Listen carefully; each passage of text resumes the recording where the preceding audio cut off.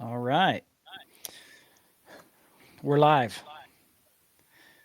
So, everybody, today we're going to go over the final documents for the food forest we're building here in Cody, Wyoming with Eleanor and Alan. And we're pretty excited about it. If you've seen the other episodes, we did 2 more episodes prior to this, kind of working out the details, laying out the land. And so they have sent me over the documents to show our food forest and everything that's involved. And so we're going to go over those final documents today. So, Eleanor, I'll let you take it away. Good. Thank you, AJ. Glad to be here. Let me just do some tweaks to the screen just Okay. to showcase everything. Okay, we should be there. Yes. So I'm going to share my screen Okay. so we can see the the documents that I sent you, Yep. which are the final master plan that we can still change a little bit, even if we agreed during the concept map consultation that the main layout would be the one that we have on the plan, but we can still have some small changes. And then once we agree on this final master plan, then we enter the detail of the food forest pattern lines, right, or food forest beds. So we created 3 food forest patterns, and each pattern includes some special type of plants. I mean, some type of plants. So, and then we have the plant list, right? That has been compiled without the quantities for now, because we can still change the plants that we have in the food forest beds according to what you prefer Okay. and what grows best in that line. We also have another deliverables, which is the food forest booklet, which is tailored to your property. We can briefly go through the booklets at the end of the session, but the booklet, since it's the last one edited, it's not finished yet because we're still in the final draft Okay. phase, right? Yeah. So let me share my screen. I should look at you here, but I see you here. So That's all let me good. see That if I works. can just uh, yeah, maybe I can just have you here. Uh, okay, so sharing the screen.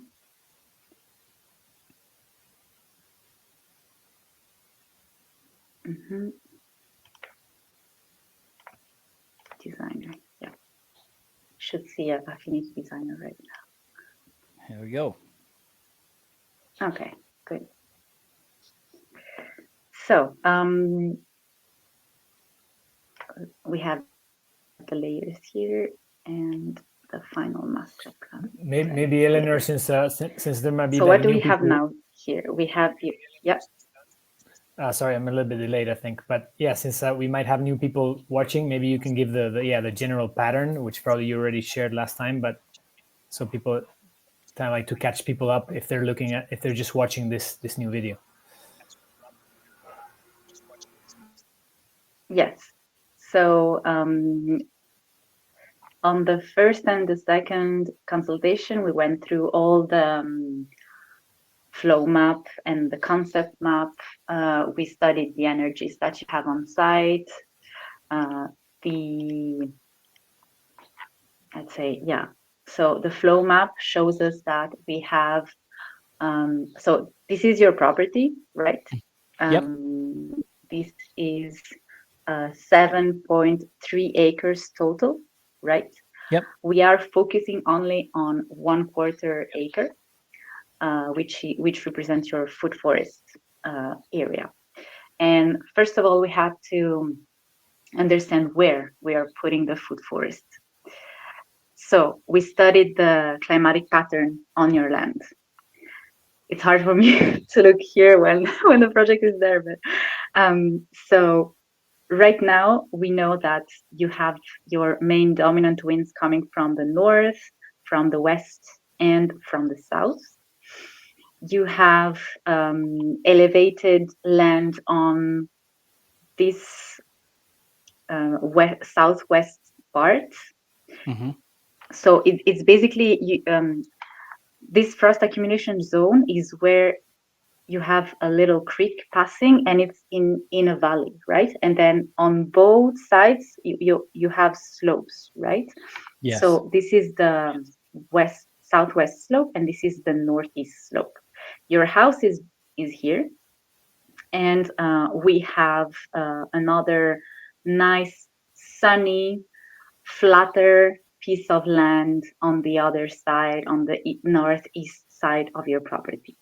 Yes. So because there is a water accumulation zone here, due probably to the little hill that's on this part, as we can see on the contour lines, then it's interesting to have the food forests planted right on this water accumulation zone, where we can also harvest the water. Now, in order to make the food forest work, we first need to create the conditions for the food forest to thrive, right? So this means that we want to protect it from the violent energies that can cross your site or hit your site, just as you would do with your house, right? So the winds is an important factor in the growth of plants. It can take away the energy from them. It can cause more evaporation from the leaves. It's not that beneficial when we have too much wind. So we want to protect your ecosystem in order to have something that works well. And we want to maximize also the sunlight that brings that is hitting your ecosystem. We want to work with the contour of your land because we want to harvest as much water as possible. And as much snow as possible, so that the snow slowly melts and infiltrates into the ground. Okay, so Okay. we is it clear so far? Yep. Maybe I'm just wrapping up a little bit, but It's I'll, clear. we've Yeah. seen this on the last call.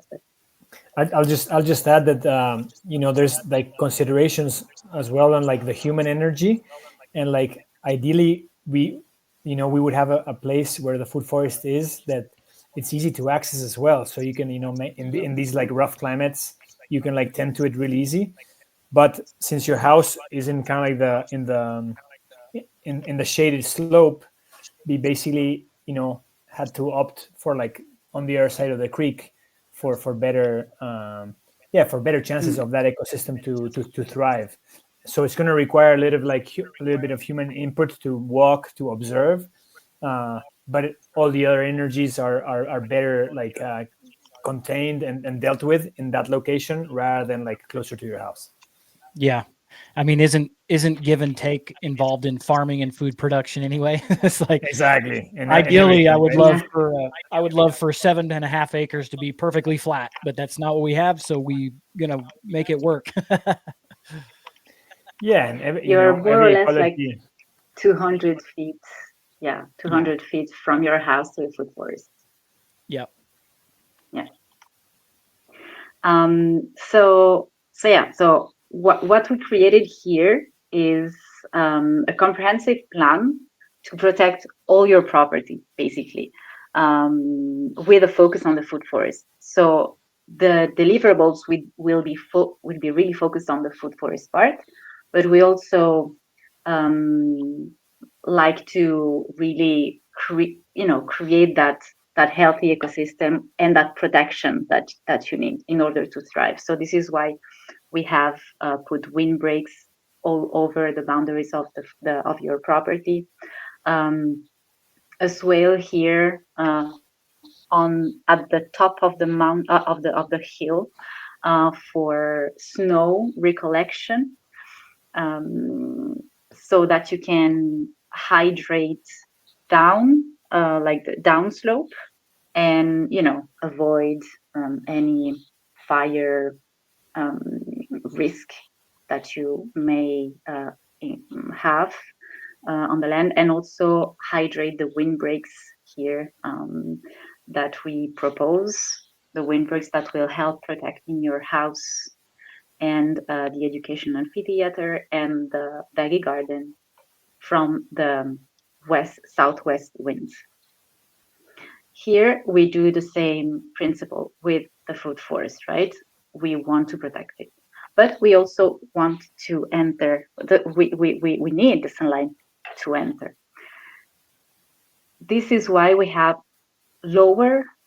two rows of lower windbreaks on the south part, just because we know that the sun is on the southern hits on the south part, and taller windbreaks on the northern part, where the winds also come, like the northern winds are pretty freezing. Mm-hmm. It can be extended. It depends if you want to have cattle passing, like having a little corridor here. It depends, but it can be extended even more. The shape of the food forests is along the contours, right? And the contours basically are lines of same elevation. Basically, you have a slope, and on this slope, like it's a line that has the same elevation.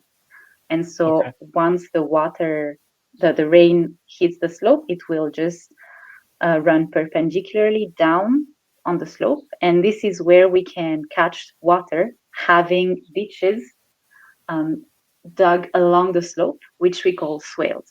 So you have all this. Let me see. Yeah.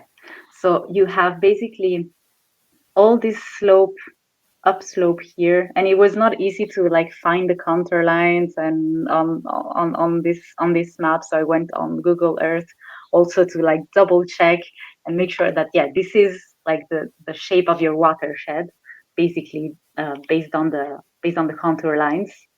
And so this is like when rain hits here, basically it will fall perpendicularly to the slope and enter like the first swale here, which is that ditch that recollects the water and like infiltrates it in the ground.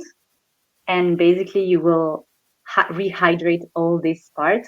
We already have water accumulation there, so it will help rehydrating even more the aquifer down.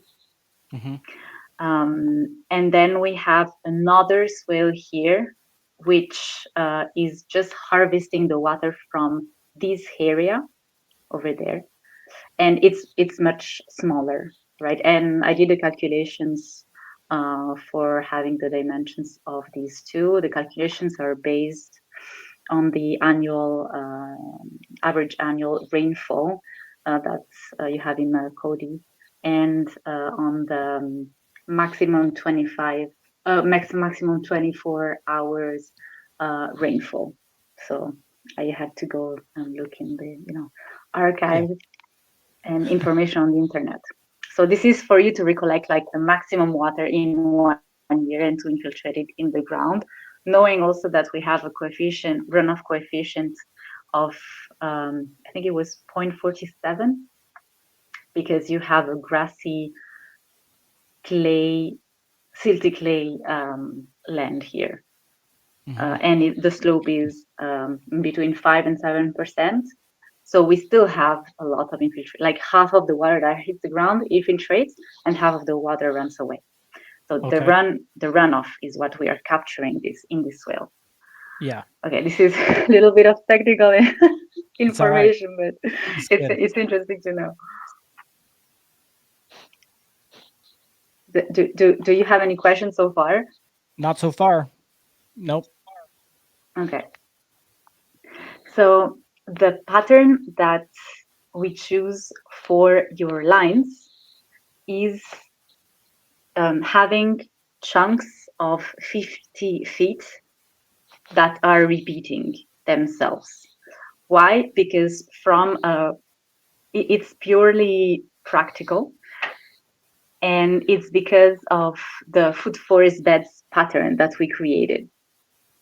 And if one day you want to extend your food forest, you can just retake those patterns and then recreate like those every 50 feet you can recreate your pattern, and you will visually know like where it ends and where it stops, because we have we have different vegetation at the beginning and at the end. So like, okay, even when you plan your interventions, like how many chunks you've done, right? So this is much more practical, like really from a human resources perspective. Okay. So we have three lines of 200 feet here that are 6 feet wide. In between each line, we have a 5 feet wide pathway, and then we have a swale. So this is this is the bottom of the food forest, closer to the ditch. Let me just take these contours away. Okay. Closer to the ditch, to the creek, sorry. And then we have a swale. And then upslope, we have three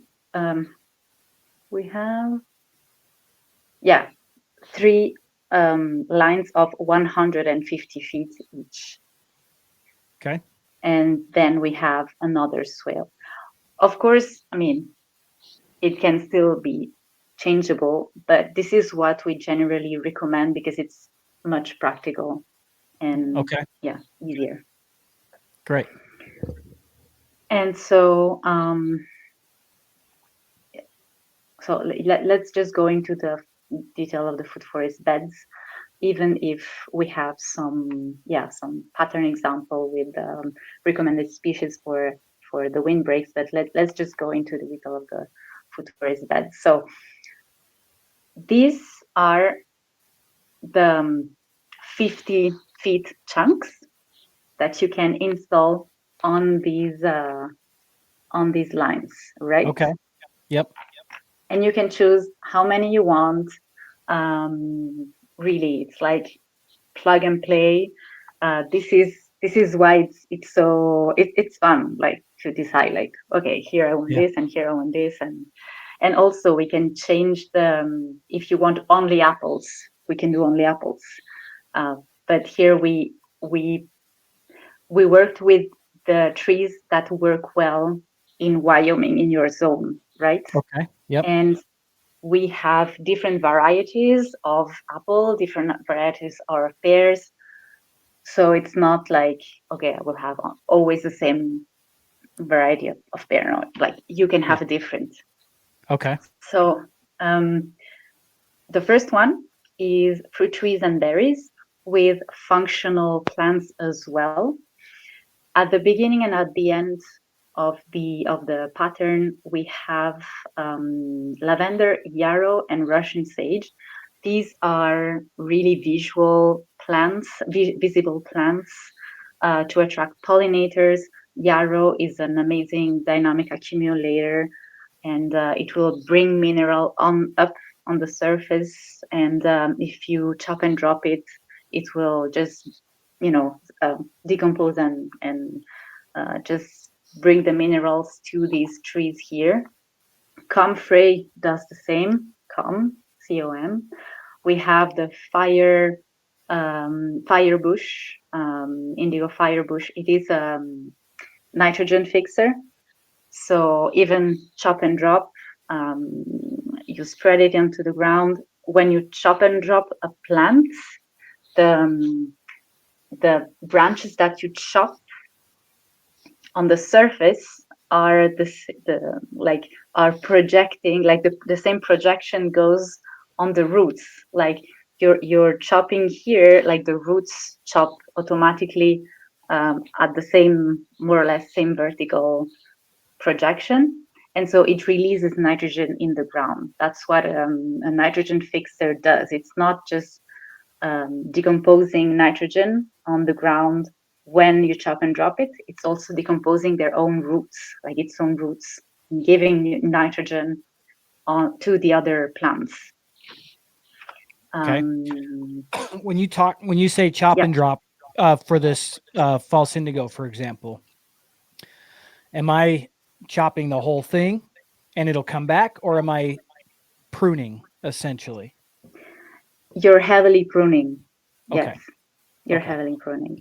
And heavily pruning, we're talking about beginning of spring, and we're talking about the mid fall.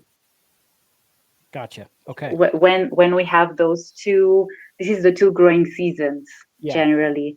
It's like beginning of spring and then fall, when the heat has diminished and the plants can still like produce some leaves and regain a little bit of vegetation of growth. Okay, great.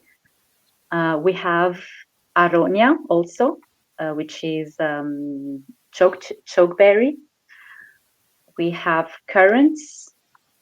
We have gooseberries, and in between, and each main tree, we have apple, plum, pear, and cherry. Cherry can be sour cherry or sweet cherry.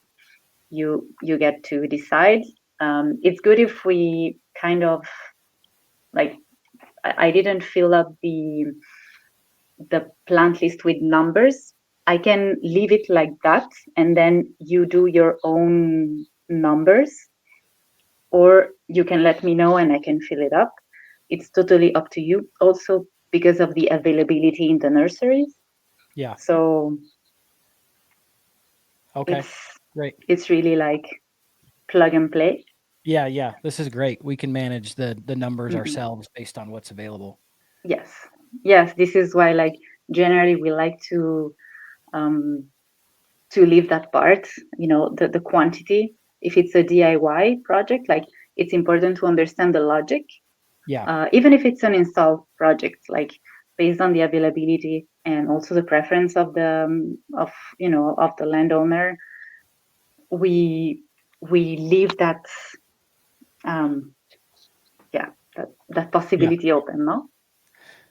Yeah, since we're on the topic, let me ask you a question. So these are in 50-foot increments, and let's say budget considerations, to afford the entire build out isn't an option. Would you recommend 50? So we've got 3 levels below and 3 levels above, or 3 rows above. Would you recommend starting with, 6 50-foot sections side by side, and then add on to them later, or like how does this? Yeah. How do we make sure we're going to give the food forest a chance to survive if we're building it incrementally? So what we always like to do is start from above. Okay. Because first you are going to harvest much more water with this swale. Yeah. And then building the rows above, even if it's a little bit, let's say, far away from the creek, you can still. It's very important to have irrigation set up. Yep. We are on a water accumulation zone, so normally the chances of survival are higher. But starting above will allow the land to slowly rehydrate and also to seed itself naturally, because you have clover on these we didn't look at it yet, but you have clover, and you have different plants like lavender, Russian sage. They can, slowly um, not recede, but the how do you say that? Well, Propagate. propagate. They will It's easier to propagate downslope than upslope. Okay. And also you will have nutrients that slowly percolate from us upslope to downslope. Okay. So generally it's good to start from the upper part, so you don't also it's less soil disturbance if you start from on the upper part and then go down. So if I have, let's say I've got the budget for 3 50-foot sections. Should I do? Oh, we lost you, Eleanor.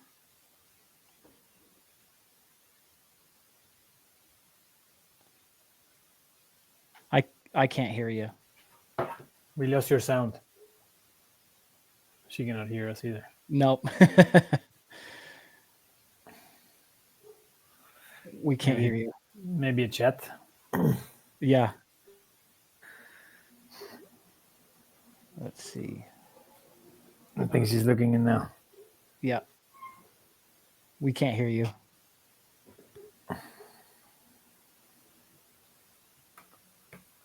She's going to send us a chat. Alan, while she's sending that, so if I have the budget for 3 50-foot sections Yeah. to start, should I start with that top highest row and go all 3 in one line, or should I go 3 50-foot sections in those 3 rows? I would personally do 3 rows like consecutively, because it creates like more of like a centralized ecosystem rather than having like one big long one. Okay. And you're like have like more chances of survival. Also, there like the first things that I would start with is the windbreaks, planting the windbreaks. Okay. And then also you can also stage the actual line itself. So your high value crops there are your fruit trees. Mm-hmm. So you could potentially plant all your functional plants first, and also observe, because those are normally like cheaper and they grow quicker. And that can and basically you can also observe how that system is doing, right? If those are, and also it's nicer to plant, let's say, an apple tree under the false indigo once it's a little bit, the false indigo is bigger, because that can nurse the apple tree as well, like in the really cold months it can protect it, and in the really hot months it can protect it. So also like the chop and drops are related to that too, right? Are related to if you need to provide some shade, you want to chop and drop like a little bit like Eléonore was saying, at the beginning of the spring. So then that plant, so then you have the organic matter, you get the growth pulse. Basically, when you chop and drop, also the plant sends growth hormones into the ground, making the other plants around it grow. So you create when you do like a systemic chop and drop. So the ideally is like you're chopping all the false indigos at the same time. So you're creating like a systemic like growth pulse, which influences all the plants around. But yeah, you do it when, okay, like now, like it's not going to be so cold. The plant is already like been like protected. Now it's going to get a little bit warmer. It's not going to get too hot. You chop it. Now there's sunlight coming into the system. You're allowing like the sun to hit the soil as well, like thaw off quicker. And yeah, there's the growth pulse, and then slowly the false indigo grows again and maybe provides some shade for that like couple 2 or 3 years at the beginning when the apple or pear tree are still small, so it doesn't it doesn't get really burnt out, so it doesn't suffer so much from like lack of water, let's say.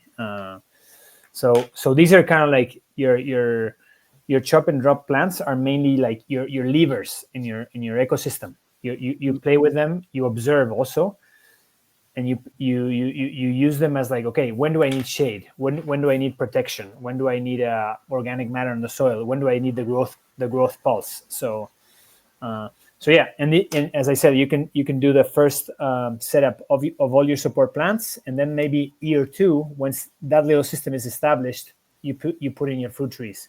Great. So Okay. so then you're not you're kind of like observing from how these support plants are doing before you're doing the investment of putting the fruit tree in. Yeah. Okay. That makes a lot of sense.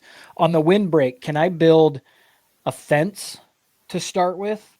Because the trees are going to take a long time to build that windbreak themselves. So can I start with a fence just to help get going, so I'm not waiting years or whatever to start planting my food forest? Okay. So some kind of fence, or like even stacked straw, just Exactly. whatever that buffer needs to be. Yeah. And then you can even plant the windbreaks like along that like physical buffer that you created, and it's going to help them establish quicker as well. Yeah. Okay. And then you can remove that physical barrier. So you maybe double up a fence for like kind of protecting the area, plus like stacking it with like some kind of like material, so air is not like just gushing through. Yeah. And then planting on the inner side your actual trees and waiting for that to grow. Yeah, that makes sense. Because with the wildlife, I'm going to need a wildlife barrier anyway. We had more deer on our property this year than I've seen since we've moved here. So, and then the more food you're creating, the more you're gonna have. Yeah. Yep. And most of the deer poop was in the food forest area. So I'm like, okay. Yeah. So, but okay. So maybe like kind of like Eléonore was saying, like maybe observing how they move through the land, through that area. It's probably because of the water. There's like more sprouts. Yeah. So it might be necessary, and this we could talk with Eléonore, but it might be necessary that you create, like, how do they move on the land? Are they coming from the creek up, or are they moving across? Like, understanding that pattern of movement it might be important. So you can kind of like maybe replicate a path that is resembling that pattern of movement, so they're not like so the deer are not like thrown off, so they can continue like moving through the path. And maybe planting, it might be like an idea of like planting things that they like along the path. So then you encourage them just to stay on the path, and they're not trying to like jump in. So absolutely. That can be another consideration that we can talk with Eléonore as well. Yeah, I like that. Yeah. Eléonore, you back with us? I think so. Yeah, we got you. Can you hear me? Yep. Yeah. Okay, good. Yeah, sorry. That's all right. So I basically told AJ that I told him that my recommendation, if he has like the budget to plant 3 lines, would be to plant like 50 feet sections of the first 3 lines going downhill, just because you create like more of like a cluster. Like if you plant just 1 line, it might be like a little bit isolated in my mind.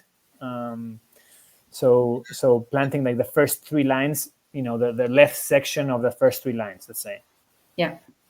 So you create like a little cluster. And then I also told him that like the other like potential like staging that can happen is like planting like year 1 your support plants first and seeing how they're doing, and then next year, depending on how everything went, you invest in planting your fruit trees. So if you're already going to stage, then you can stage with testing the support plants first. And then the other thing was like also planting the windbreak as soon as possible, so the area is protected. And then AJ was saying, like, since the trees are going to take a time to grow, maybe planting like maybe setting up like a fence or some kind of hedge to create the windbreak in the meantime. I don't know. I saw the honey locust, which I don't have that much experience with. I don't know if willow does well in your area, but willow is kind of like fast growing as well. So willow could be a potential start with that. We've created like, just putting like willow stakes in the ground and then like intertwining them, and then they start like, they just start filling up. So that's also like a quick way of of creating like a little hedge Okay. windbreak situation. Willows would work, but they require water. Yeah. So the fact that you are on a water accumulation zone helps. But I would suggest, yeah, you can look where willow grows in your area. Generally, it's along ditches. Um, you can also, yeah, try just with cuttings. Here we have black locust, honey locust, with interplanted juniper. For the external rows on the north, like the taller ones, because these grow quite fast. And with the internal rows, we have box elder maple. So the maple tree, I put it as a windbreak. We can also put it in the food forest, but it will create a difference in height, and that can generate, some wind perturbation. But we can also include it. It's just that it can be in the windbreaks Okay. easily. Internal row. So this one here, we have box elder maple, hackberry, red maple, and these one are medium to fast growing trees. So you can start with them. On the southern part of the windbreak, you have Siberian pea shrub and indigo bush that will just grow taller. They are both nitrogen fixers, fast growing shrubs. These ones are fast growing shrubs. Okay. And of course, your food forests needs to be fenced because, deers can Yeah. easily enter. Have So, you ever yeah. heard of we tried this, we had some trees when we first got here. The trees did not make it, and it wasn't because of the deer, it was because I wasn't prepared. But I actually took the smelliest bar of soap, like fragrant bar of soap, and put it in a sock and tied the sock to the branch of the trees. And I never had deer bother my trees Wow. because they thought I was there. And Oh, or they thought, they could smell this human scent. So wow. I'm going to test that. I'm going to test that some more and observe. But man, if I can create a invisible barrier with socks filled with bars of soap, My God. so Yeah, I don't know how much it'll deter them when there's so much lush food to come after. But they left my trees alone, so we'll wow. see. Wow.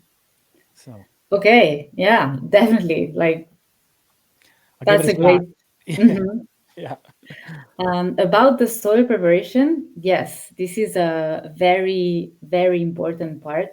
Um, if you can wait 1 year before planting the main trees and just planting the support species and amend your soil with compost, it will be it will be very beneficial for the growth of your young trees, and it will even speed up their their implementation in the ground.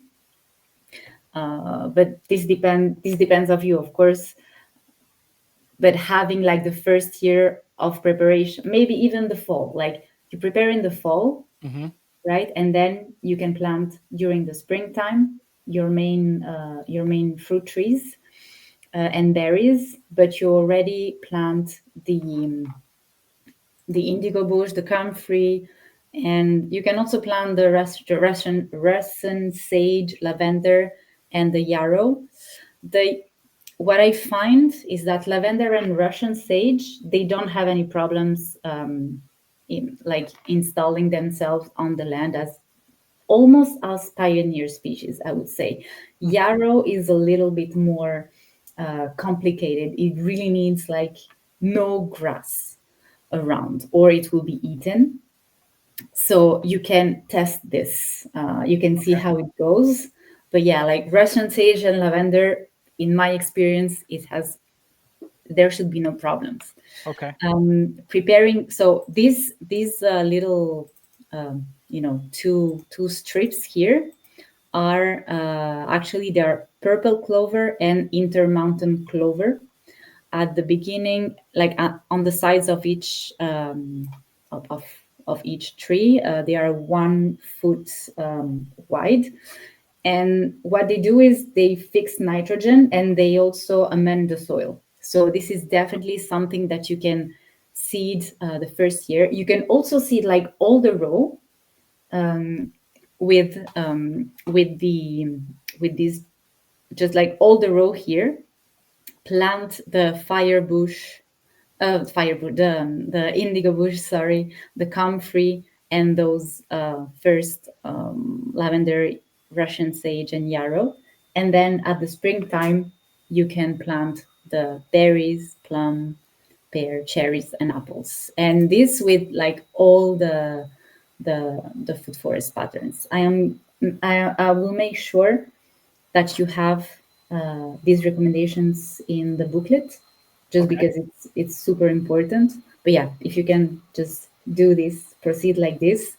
The soil in biodynamics, we say that the soil is really active from November to January, February, uh, and then all the rest is for the plants. So the soil really works in between November and February.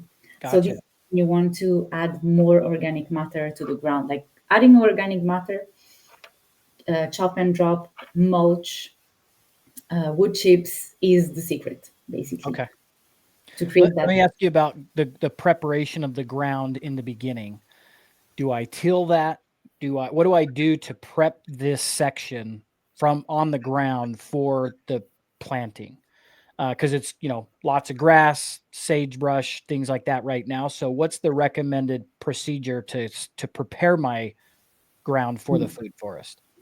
At the beginning, like if it's preparing the beds the first time, yes, you will have to till to Okay. remove the grass. And then once you till, I don't, for your climate, I don't recommend putting the cardboard, because there is so little water, rainfall, Yeah. that it will dry up. Yeah. So I would say just start with tilling and then adding layers of compost. And it can be 15 centimeters, so in inches. I always have some trouble with that. Let me see. But yeah, so it's Like 20. about 5 to 6 inches of compost, and then adding wood chip, and then Okay. you can add yeah, Okay. 5 to 7 inches of wood chip. Yeah. Okay. Okay. Let me ask you about compost. Yeah. I have access to the local slaughterhouse. They have holding pens for their livestock. Great, great manure source. However, am I concerned about ivermectin having been used in the livestock for, parasites and so forth, and then having that manure be sterile? Yeah. This is not a good idea. Okay. I didn't think Generally, so. That's why I wanted to get clarity. Yeah. yeah. I think like everything that kills the parasites. Generally, you also have antifungal, and Mm. you want fungi in your Yeah. soil. Right. So, yeah, Okay. you might prefer chicken manure, Oh, yeah. if you can create chicken manure tea. Yeah. Oh, yeah. You Okay. know, I'm familiar with compost tea, so I'm assuming chicken manure tea is going to be similar. is the same. Is Okay. the same. But you just put your chicken manure in a bag, like in a permeable bag, and then you put it in the Yeah. big bucket. Yep. And Okay. then you spray it on the compost or directly on the wood chip. With Great. with the rainfall, it will just infiltrate, and you do it. You can do it once a month, from November to January, and it will really improve the quality of your soil. Comfrey is great for attracting and multiplying the microbes in the soil. So if you can have nettle and comfrey fermented tea, it's great. Otherwise, just chicken manure. It will really be good. Great. Perfect. Okay. Okay, let's go on the other food forest patterns, just to showcase what you have, and if there anything that you want to change, of course you discuss it with your partner, with Jessica, Yeah. and you can let us know and we can make the changes. But these arrangements are the best ones, that support your food forest and that work in your area. Yep. So here you have dwarf trees and berries. So for the dwarf trees, we chose apple and Nanking cherry. So you can see we have them alternated here. Mm-hmm. We have the Siberian pea shrub and the fire and the indigo bush as nitrogen fixers, and we have goji, chokeberry, currant, and gooseberry as the berry layer. And we also have strawberry on. This is the southern part of the bed. Yeah. So, and then they will, replicate themselves during the next one, yeah, let's say 2 years. At the Great. beginning and at the end of each bed, we have coneflower, echinacea, which is a medicinal plant as well. We have yarrow, and we have black-eyed Susan. Yeah, we have black-eyed Susan. These trias are great pollinator attractants. Great. You may have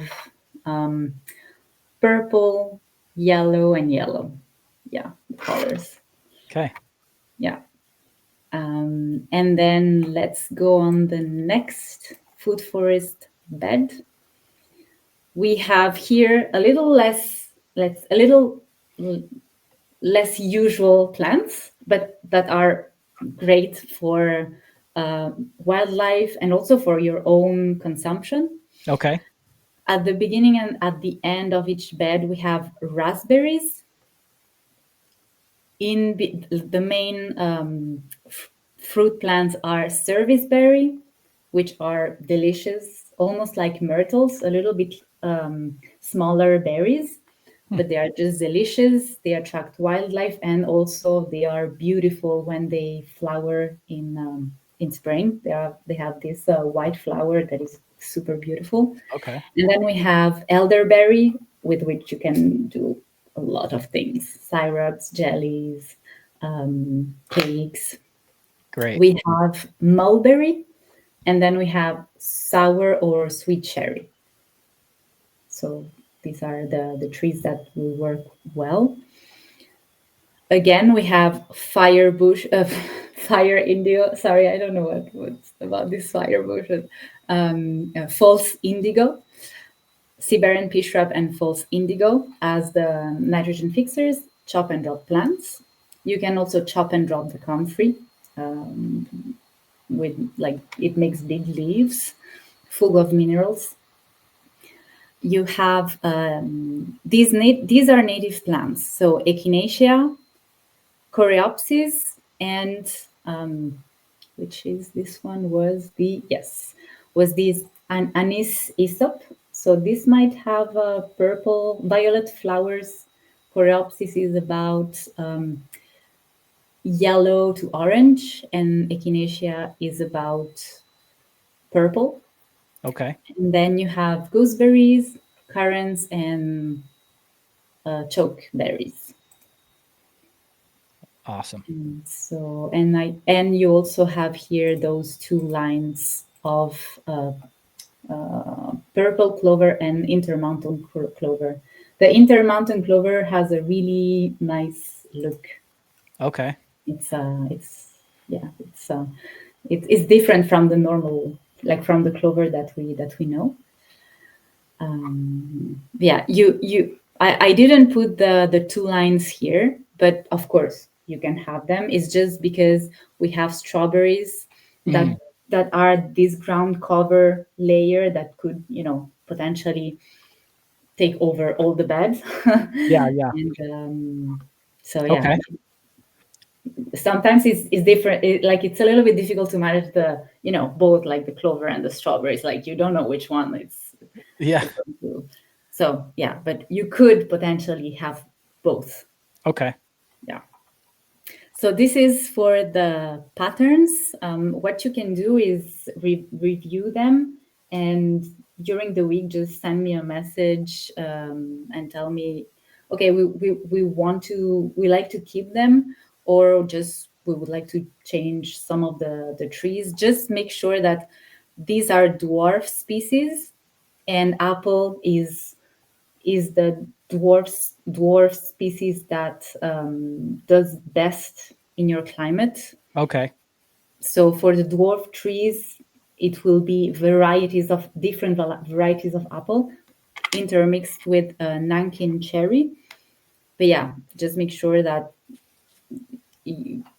like if you want to change dwarf trees, it will be a little bit more complicated because there's not much choice. But if you would like to just change apple, plum, pear, cherry for, more apples or more pears, Yeah. this is feasible, like within the range of the same tree in this, in this So pattern. technically, if we liked all three, we could do, two of each. We could do a row that follows, food pattern 1, and then a row that follows food pattern 2, and then another row that follows food pattern 3, and then repeat. What I would suggest is that the dwarf row, you have it more at the end of the food forest just because of the sun, Ah, makes sense. right? Yep. So you have the highest rows at the top. Yep. Well, it will be also at the top, but your slope is not uh, that. Yeah, you don't have It's not that steep. much slope. Yeah. So yeah, still, No, it's important. the actual slope helps you because you're gonna have like on the top side you're already gonna like have like higher trees because it's on the higher side. So the sun is already the angle of the land is already gonna help the coming in of light. But of course, if you could create like a tapered pattern as well with taller stuff on the back or on the north and then shorter stuff on the front, then so maybe it's like 2 rows of dwarf and then you go up. Yep. Makes like sense. that. Yeah, Or you can do one dwarf at the bottom and then one dwarf right after the swale, since you have a gap there. also, yeah. Yeah. Yeah, you don't have a big percentage of slope either. Right. So it's like, yeah, I would have the 2 dwarf on the bottom part, Okay. and then let the rest grow taller on at Great. the north. But yeah, this is, I mean, you have the final decision here. Yeah. Yeah. Well, I like all the suggestions. So I'm like, how do I do all the things? I don't want to pick.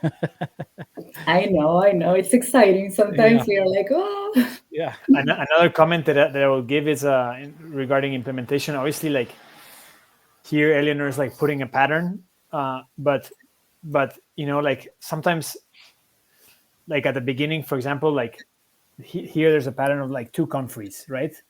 But like if you're not going to put your fruit trees like at the beginning, then you can put like 5 or 8 comfreys to cover the soil in that area. But obviously we cannot really put that in the design because if not, we're just like putting like over of everything.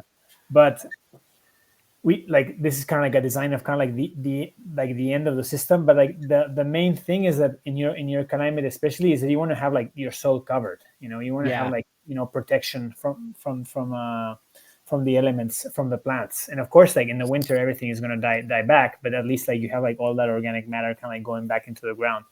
So if for some reason, you find that they're like one of these support species is really cheap, and you're not going to put your fruit trees in the beginning, then might as well fill it up with their stuff, and then you just chop it and drop it, or you just remove it from the system. It's fine. All of that is going to help in the beginning years. So I appreciate that. I was actually thinking that I was like, I might as well plant the row with all of the support species in the beginning, and then just have a plan to remove one and replace it with the fruit tree in the when I'm ready. Yeah, I think that's a good idea. Okay. I'm just taking notes for what goes in the narrative because of what we are talking right now. That's like a little bit like the concept of succession, right? Like the right now it's grass, so then you have to take it to like another layer of kind of like herbaceous plants that then are going to be able to support. And normally this succession happens all at once, because your support plants are going to grow faster than the fruit trees. So you could plant everything at once, but might as well, like the fruit trees are not going to produce in the first year. So might as well just test out, like try out. You're in like really like tough conditions. So test out with a functional plants first, see if like those are evolving well, and if they can create like a little bit of a nursery for the higher value plants, and then you can plant in between. And it's nice to have like kind of like a nice little like kind of like tight, kind of like bushy situation, because that creates like more protection.